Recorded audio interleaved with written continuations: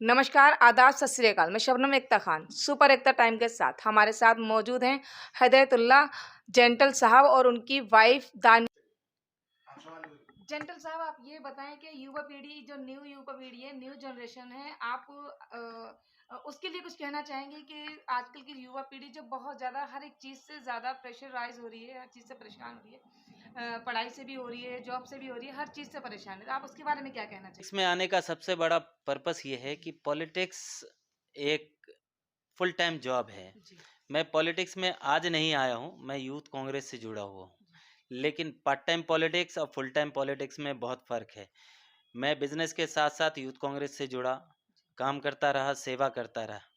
लेकिन आज के वक़्त में युवा पीढ़ी को आगे आने की ज़रूरत है, शिक्षित पीढ़ी को आगे आने की ज़रूरत है, जो एक सोच है पॉलिटिक्स का कि पॉलिटिक्स अच्छे लोग नहीं करते हैं, इस सोच को बदलने की ज़रूरत है। इसीलिए युवा पीढ़ी को बढ़-चढ़ के आगे आना चाहिए और मैं भी आगे आया हूँ, आज फुल टाइम पॉलिटिशियन हूँ मैं और शिक्षित लोगों को मैं कहता हूँ कि पॉलिटिक्स में आइए, ताकि देश का भला कर सकें। युवाओं के लिए जो सर ने बोला कि युवाओं बढ़ चढ़ के हिस्सा लें, तो मैं सर से जानना चाहूँगी युवाओं को किस तरीके से हिस्सा लेना चाहिए या फिर देश के हित के अंदर क्या करना चाहिए सर?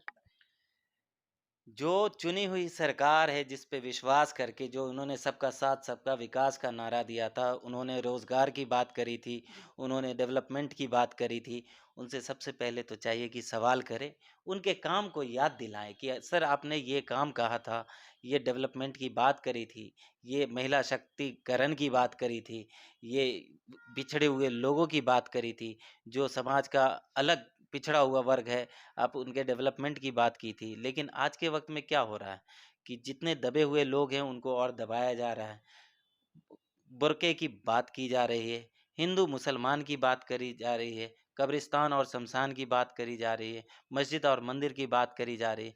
तो हम हिंदुस्तान के युवा जो हैं रोज़गार चाहते हैं, पढ़ी-लिखी शिक्षित आबादी है, वो भी आपसे नौकरी चाहती है, ना नौकरी मिल रहा। आपने डिमोनेटाइज़ेशन करके जो मिडिल क्लास के काम करने वाले लोग थे, उनके कारोबार को ख़त्म कर दिया।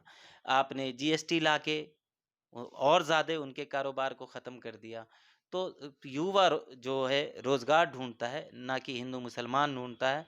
ये धर्म की राजनीति से अलग हम लोग को रोज़गार की राजनीति करनी चाहिए, डेवलपमेंट की राजनीति करनी चाहिए और शिक्षित लोगों को आगे आना चाहिए तो जो समाज में। एमसीडी के चुनाव लड़ने की आप सोच रही हैं, अगर इन चुनाव के अंदर आपको पब्लिक चुन लेती है, आपको पसंद करती है, तो आप युवा पीढ़ी पीढ़ी के लिए क्या करना चाहेंगी? आप इसके बारे में कुछ बताएँगी आप हमें?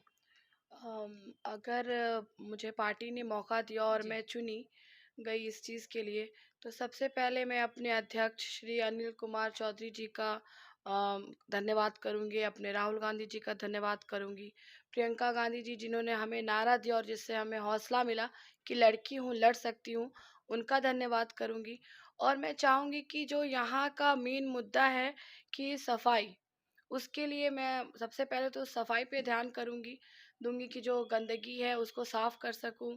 जो यहाँ सीवर भरे रहते हैं, रोडों पे पूरा पानी भरा रहता है, चलने-फिरने में मुश्किल होती है, उसको साफ़ करूँ।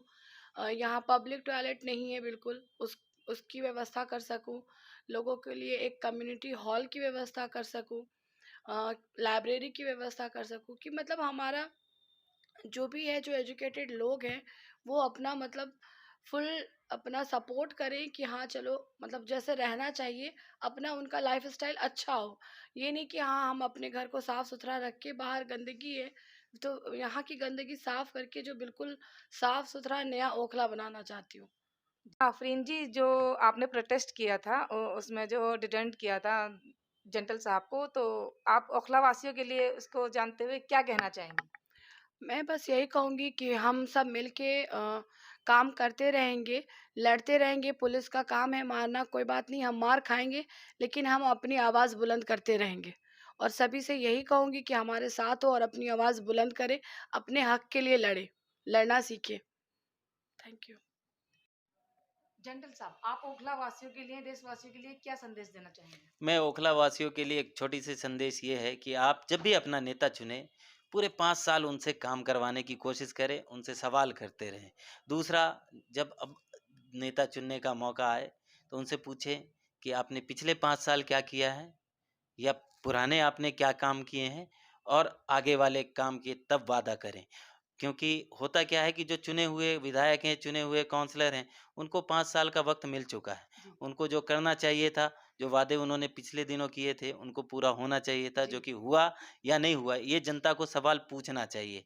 और दूसरी बात ये है कि नेता शिक्षित चुनें, नेता काम करने वाला चुनें, ना कि नेता बदमाश चुनें। सुपर एक्टर टाइम के साथ जुड़ने के लिए, बात करने के लिए, अपना कीमती समय देने के लिए आपका बहुत-बहुत शुक्रिया। धन्यवाद। शबनम मैम, आपका भी बहुत-बहुत शुक्रिया। सुपर एकता टाइम्स को बहुत-बहुत बधाई हो। धन्यवाद। Thank you.